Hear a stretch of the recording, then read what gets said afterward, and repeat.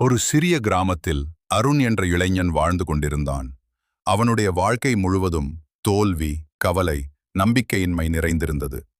என் வாழ்க்கைக்கு அர்த்தம் என்ன என்ற கேள்வி அவன் மனதை தினமும் துன்பப்படுத்தியது. ஒரு நாள் அவன் முழுமையாக உடைந்து போனான். நண்பர்கள் அவனை விட்டு சென்றனர். குடும்பத்தில் பிரச்சனைகள் அதிகமானது. வேலையும் இழந்தான். அவன் தனியாக ஒரு இடத்தில் உட்கார்ந்து கண்ணீர் சிந்தினான்.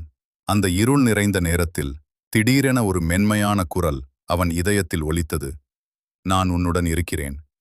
அவன் ஆச்சரியப்பட்டான். சுற்றிலும் யாரும் இல்லை.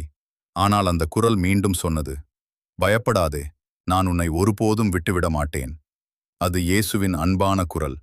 அவன் கண்களை மூடி கண்ணீர் வழிந்தபடியே ஜெபித்தான். கர்த்தரே, எனக்கு உதவுங்கள். அந்த நிமிஷத்திலிருந்து அவன் வாழ்க்கை மெதுவாக மாற ஆரம்பித்தது. அவன் மனதில் ஒரு புதிய அமைதி வந்தது. நம்பிக்கை மீண்டும் எழுந்தது.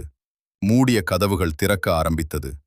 ஒரு நாள் அவன் வேதாகமத்தை வாசிக்கும்போது ஒரு வசனம் அவன் இதயத்தை தொடர்ந்தது. நான் உன்னை ஒருபோதும் விட்டுவிட மாட்டேன். அந்த வார்த்தைகள் அவன் உள்ளத்தை நிரப்பின. அவன் கண்ணீர் விட்டான். ஆனால் அது துக்க கண்ணீர் இல்லை, அது சந்தோஷ கண்ணீர். அவன் உணர்ந்தான், நான் தனியாக இல்லை, தேவன் என்னோடு இருக்கிறார். அந்த நாளிலிருந்து அவன் தனது வாழ்க்கையை முழுவதும் தேவனுக்கு கொடுத்தான். அவன் தைரியமாக சொல்ல ஆரம்பித்தான், இயேசு இல்லாமல் நான் ஒன்றுமில்லை.